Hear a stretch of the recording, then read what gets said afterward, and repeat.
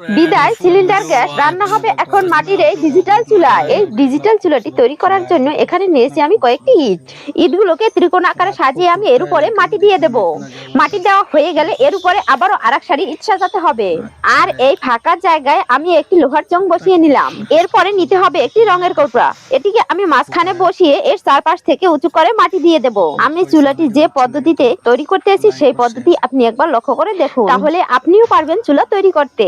এখানে আমি দুটো কাঠি বসিয়ে এর উপর থেকে মাটি দিয়ে দিলাম। এরপরে একটি প্লাস্টিকের বোতল এখানে বসিয়ে এর পাশ থেকে আমি মাটি দিয়ে দেব। এরপরে নরম মাটি দিয়ে আমি সব জায়গায় সমান করে দেব। একদিন পরে এই বোতলটিকে উঠিয়ে এবং রঙের কৌটাটি উপরে তুলে এর পাশ থেকে আমি মাটি দিয়ে দেব। বন্ধুরা, আমার এই ভিডিওটি কে কোথা থেকে দেখছেন অবশ্যই কমেন্ট করে জানাবেন, যাতে আমি পরবর্তী ভিডিওতে আপনাকে ধন্যবাদ জানাতে পারি। আর আপনি যদি এ পর্যন্ত ভিডিওটি দেখে থাকেন তাহলে একটি লাইক এবং বন্ধুদের সাথে শেয়ার করবেন। এখন চুলাটির পিছনে ঠিক এই জায়গাটায় একটু উঁচু করে মাটি দিয়ে দেব। এরপরে আমি সব জায়গায় একটি নুড়ি দিয়ে লিপে দেব।